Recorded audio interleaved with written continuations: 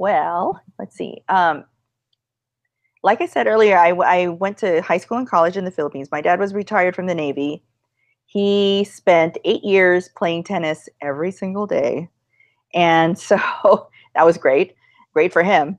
But I left the Philippines and came back to the States in 1985 because and I don't know if you recall that part of, well, maybe not too many people would be familiar with that part of history, but Philippine history, particularly the political side of it. Ninoy Aquino arrived, I think, in the Philippines maybe a year before I left, and he was assassinated. And so there was a huge investigation regarding his assassination, and the political climate against President Marcos at the time was reaching a level that was starting to frighten my dad. And he thought, because my mom, we were all American citizens except my mom. And so he was afraid that if Marcos and his cronies would decide to declare martial law again, my mom would be stuck in the Philippines. And so he decided we should all come back before things get heated up, before things get, bad, and I think they were starting to have marches and riots in Manila at the time. So he decided, okay, pack up everyone and let's go back to the States. And it was his promise to me anyway that he would, that I would come back here once I finished college. So when we came back to the States, we lived in San Diego for a bit, and I had a degree in biology. I was supposed to be a pre-med student, but I decided I did not want to go to medical school. I didn't think medicine was my gig. But I just finished my biology degree. And when I came back to the States, I couldn't find a job related to biology. And so I decided, okay, I would just find whatever job. And later on, believe it or not, I worked as an insurance claims processor. I also worked as a receptionist at one point. And then I decided, you know what, I want to try something new. So I studied computer programming, and I became a computer programmer. And that's how I landed in LA. I found a job as I started programming for a company called, I don't know if they're still in existence. They're called Computer Sciences Corporation. So I worked for their branch in Eagle Rock. The city of Eagle Rock in Los Angeles. And so that's how I ended up in LA, and I'm still here. So you've got all kinds of knowledge about lots of different fields, so that when you're ready, you can write books about all kinds of disparate subjects. Well, it's been sort of my dream to write science fiction one of these days.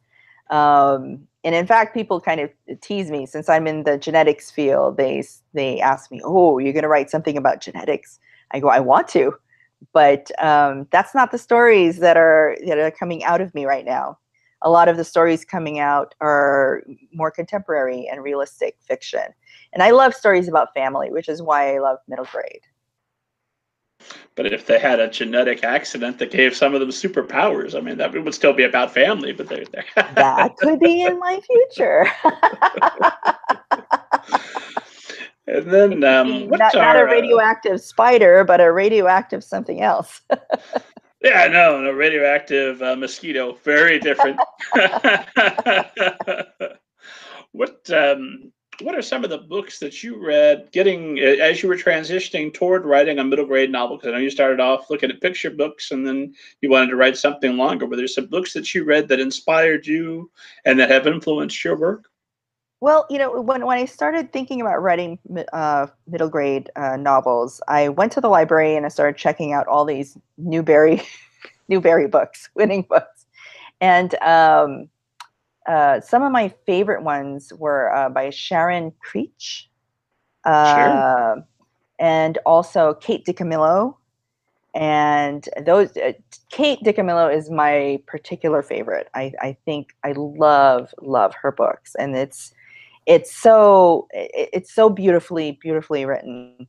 And I also love Lois Lowry. I've read a few of her books. She's she's a huge inspiration to me too. So I would say, I'm really bad with titles. It's been a while. What is that? Oh, because of Winn-Dixie. It was that particular book by Sharon Creech that I particularly loved and what particularly inspired me. Also, Millicent Min, Girl Genius by Lisa Yee. And in fact, it was Lisa Yee. It was at an SEBWI conference that I went to, and I heard her speak. And it was because of her primarily that I thought, you know what, I should write novels. Because she said in her speech, she says, you should, you need to have the courage to say that you are an author. Just say it. I want to be an author. She says it's very scary, but once you say it, it'll stay with you. And I did, and I thought, yeah, that's what I want to do. That was 12 years ago. Lisa Yee has written the finest Batgirl novel I have ever read. She's written many other wonderful things, but I want to give props to the Superhero High books. Their Batgirl book is outstanding. She's wonderful. She's wonderful. She continues to be so inspiring. Whenever I hear her speak or talk to her, she's just wonderful. And what did your affiliate